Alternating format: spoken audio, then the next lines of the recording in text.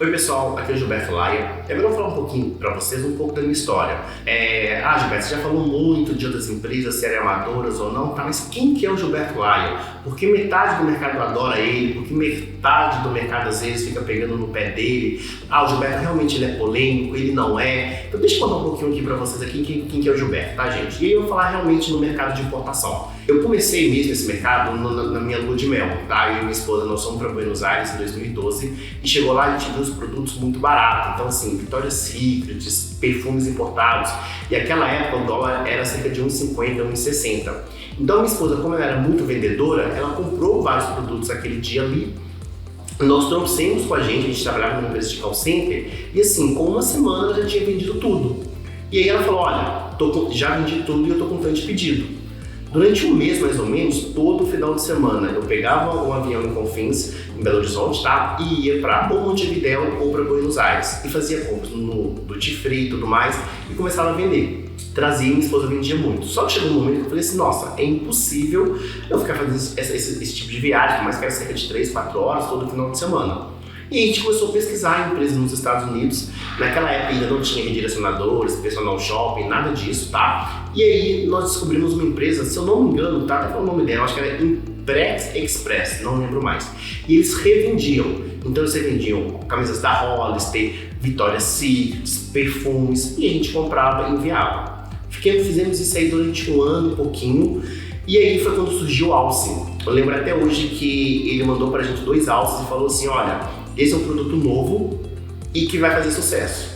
Eu lembro que eu peguei um, dei pra minha esposa, a minha esposa pegou, né, dividiu em vários saquinhos e levou lá pra empresa, e o outro eu dei pra uma blogueira que era parceira. Gente, bombou. Minha esposa chegou à noite falando, olha, já tem um pedido aqui de um tanto de alce, e a gente começou a comprar, vender bem.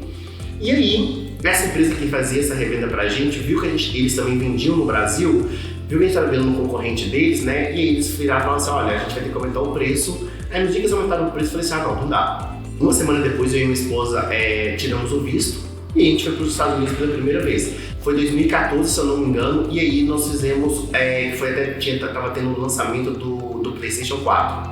E aí nós fizemos umas 2 viagens.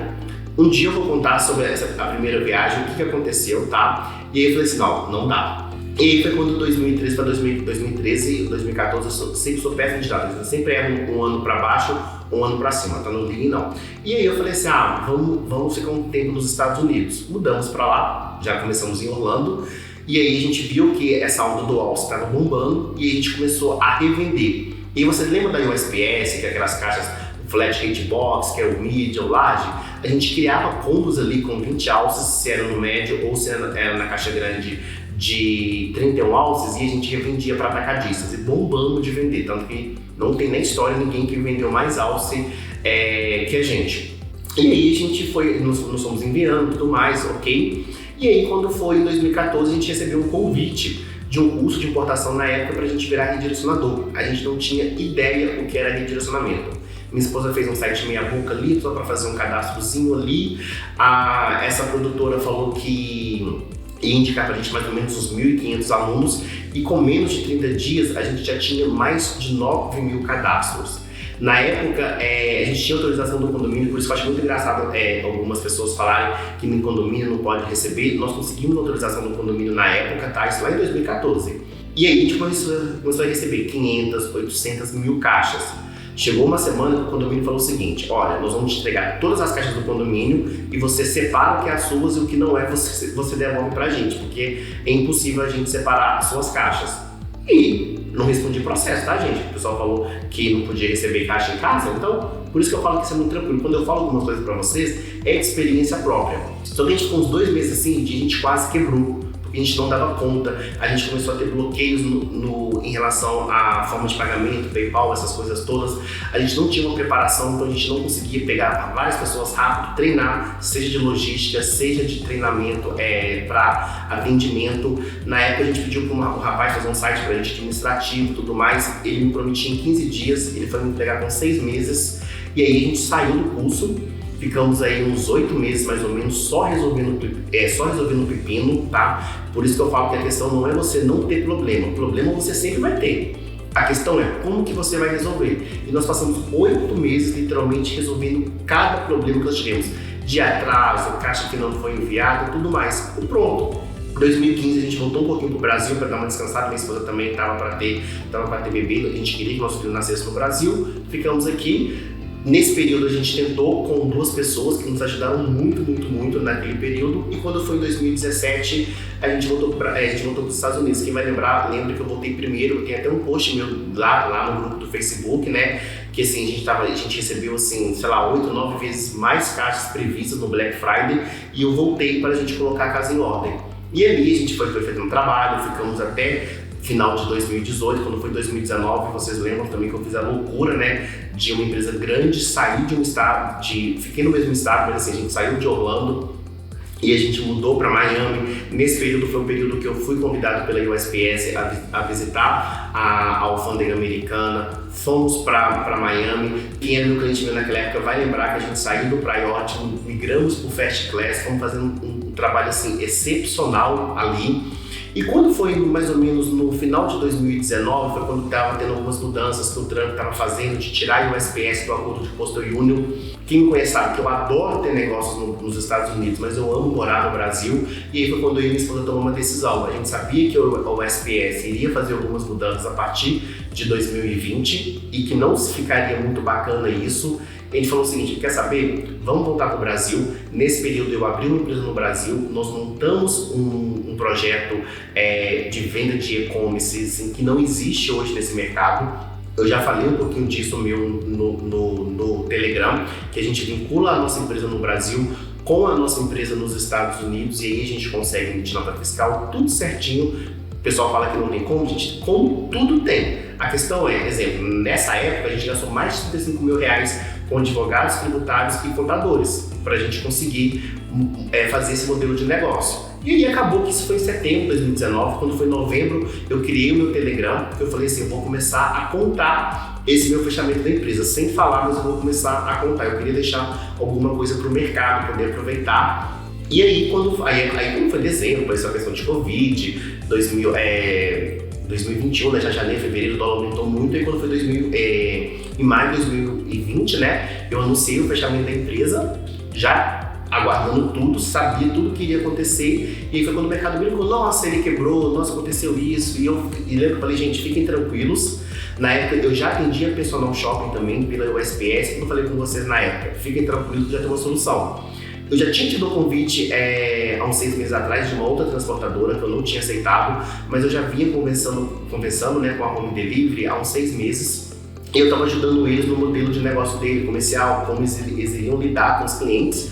E aí, final de maio de 2020, eu voltei para o Brasil. Quando eu botei o pé, foi o dia que o Trump fechou a fronteira. E aí, uma semana depois, eu recebi um convite formal da Home Delivery, que era o quê? Que era para a gente assumir essa operação deles. Não existia GMV Envios, quem vai lembrar, o nome GMV Envios apareceu acho que 3 meses depois. Eu comecei sem o nome, eu comecei sozinho e construí toda essa operação que a GMV Envios hoje é a maior empresa hoje, né, de atendimento a personal shopping. Não existe nenhuma outra transportadora que atenda mais personal shopping em volume. A gente só não ganha porque a principal atende os 2 maiores do mercado, que só os 2 correspondem a 15 mil envios, então é humanamente impossível você disputar em número de envios, mas a gente é hoje aí case de sucesso. No final do ano passado eu já recebi um reconhecimento que você já deve ter visto aí nas minhas redes sociais da Home Delivery por desempenho assim, extraordinário, que nós trouxemos números que ninguém esperava. E o ponto principal é essa questão com o importador, essa questão com o personal shopping, desse reconhecimento. Agora, gente, beleza, Gilberto, você fala muito desses resultados, mas por que você é polêmico? Gente, eu não sou polêmico. A questão é o seguinte, eu sempre gosto de ser muito transparente com as coisas.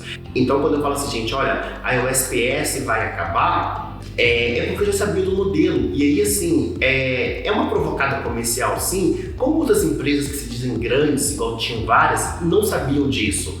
Quando eu fui convidado pela minha gerente, a Márcia, aí dentro da alfândega americana, eu lembro que depois dessa minha visita, eu acho que eu encontrei ela um mês depois, e ela falou assim comigo, nossa, vocês brasileiros, vocês não são unidos não, né? Eu, por que, Márcia?